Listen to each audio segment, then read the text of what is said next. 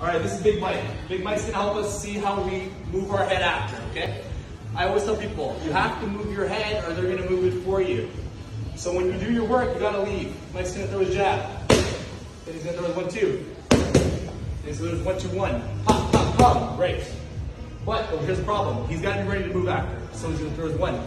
Boom. Double. Boom, boom. 1-2 and done. 1-2 and done. Okay? See that angle, guys? Drop and step over. 1-2. Good. See that? He's safe. So he's exiting to this side. This is what he just did.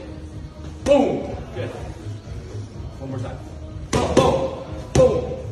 Right? So he gets off on that angle. He hits it. He's over here. Boom. And I'm done. Now, what if he wants to hit the other side now? 1, 2, 3. Duck. Hook. Boom. Good. So Mike's in front of me. 1-2 hook. Pop, pop, pop.